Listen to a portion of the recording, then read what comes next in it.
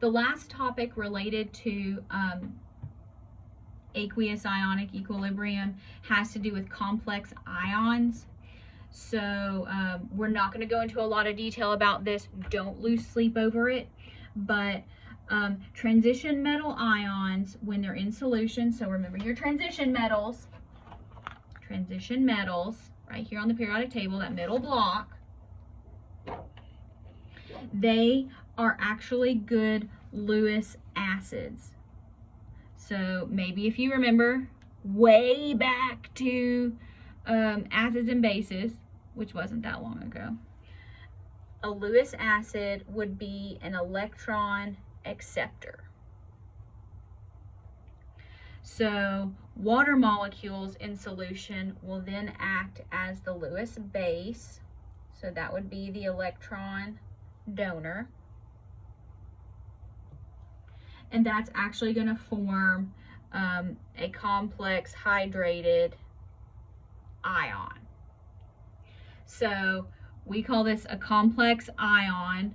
You have to be careful because it might autocorrect to complexion.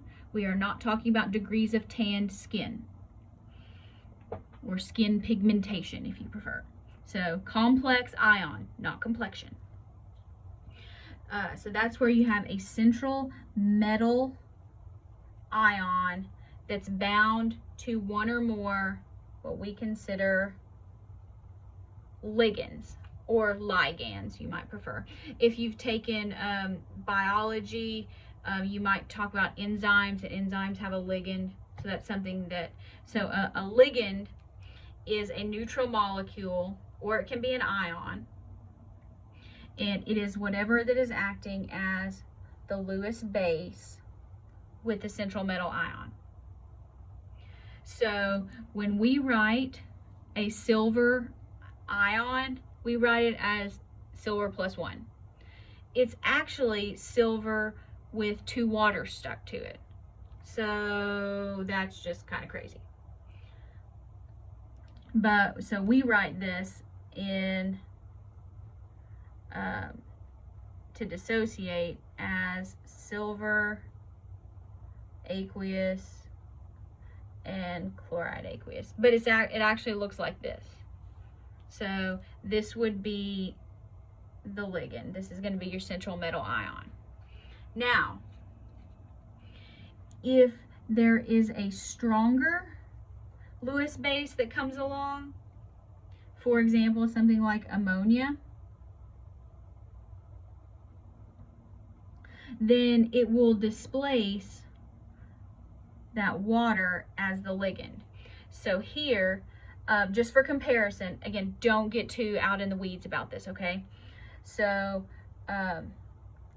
silver chloride in solution has a solubility product that is 1.77 times 10 to the minus 10.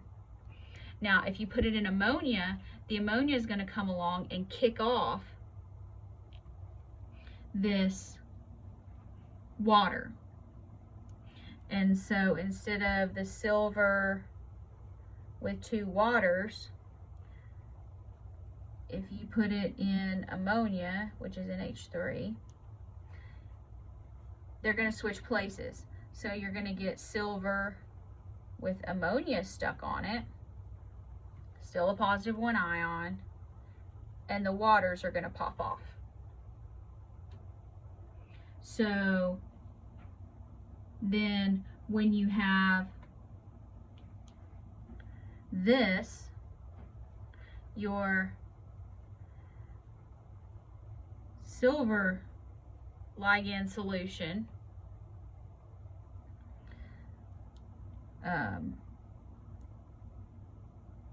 going back and forth with the silver ions, and your 2 ammonias, that has a solubility product constant of 1.7 times 10 to the minus 7. So again, don't get lost out here. The point is, when ammonia is a stronger Lewis base, so it kicks off the water, and it's 3 orders of magnitude more soluble. That's 1,000 times more soluble in ammonia than it is in water. So now, what effect does that have on solubility? So the solubility of an ionic compound that has a metal cation that forms complex ions, so it's a Lewis acid, that's going to form complex ions, it's going to increase in the presence of Lewis bases that are going to complex. And those Lewis bases that you care about are ammonia, cyanate, and hydroxide. So in this reaction, adding ammonia changes the equilibrium constant. Oh, you know what? I don't think it was -7. I think it's 10 to the +7. I think I wrote that wrong. Yes, it's 10 to the +7. So it's not 3 orders of magnitude. It is actually 17 million. So it's way, way, way, way, way, way more soluble. So if you want to dissolve silver, you put it in ammonia. Now, there's also a concept called amphoteric metal hydroxides. All right, these are crazy. If it's a metal hydroxide, it automatically contains hydroxide, right? So that's going to be OH-. So that means if they're bases, they're going to be more soluble in acidic solutions, right? Because this is going to remove acid's going to remove products, so it's going to drive that reaction to the right.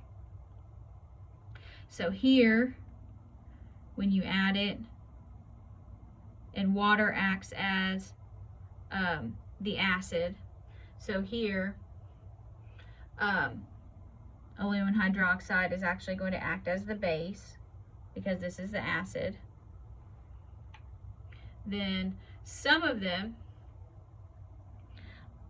can also act as acids in order to increase their solubility in a basic solution.